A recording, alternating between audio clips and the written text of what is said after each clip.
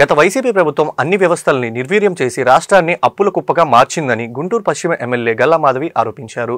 నవరత్నాల పేరుతో నవ మోసాలు చేసి వైసీపీ వెన్నుపోటు దినం పేరుతో నిరసనలు తెలపడం హాస్యాస్పదంగా ఉందని అన్నారు. కూటమి పాలనలో ప్రజలు సంతోషంగా ఉన్నారని గుంటూరులో ఎమ్మెల్యే గల్లా మాధవి మీడియాతో మాట్లాడుతూ బురద రాజకీయాలు మానుకోకపోతే రానున్న రోజుల్లో ఆ 11 సీట్లు కూడా మిగలవని జోస్యం చెప్పారు. అధికార మతంతో అహంతో ఎన్ని రకాల దౌర్జన్యాలకు పాల్పడిన వారికి చట్ట ప్రకారం శిక్షలు తప్పవని అన్నారు.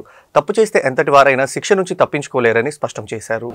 ఎన్నో రకాలైన దౌర్జన్యాలకి దుర్మార్గాలకి పాల్పడిన నాయకులు కానివ్వండి, ప్రతినిధులు కానివ్వండి, సామాన్య ప్రజలైనా కానివ్వండి, వారెవరైనా కూడా చట్టం అందరికీ ఏకపక్షంగా ఒకే విధంగా వారికి శిక్షని ఇవ్వడం జరుగుతుంది.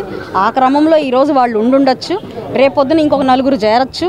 ప్రతి ఒక్కరికి కూడా శిక్షార్హులైన ప్రతి ఒక్కరికి ప్రభుత్వం ఖచ్చితంగా చర్యలు తీసుకుంటుంది. వాళ్ళకి ఖచ్చితంగా ఏం చేయాలో అంటే చట్టం తన పని తను చేసుకుంటుంది. చేసిన వాడు దుర్మార్గుడు అనే ఒక క్రైటీరియా తప్ప ఇక్కడ అగ్రనేత లేకపోతే తక్కువ నేత అనే పాయింట్ ఏమీ లేదండి.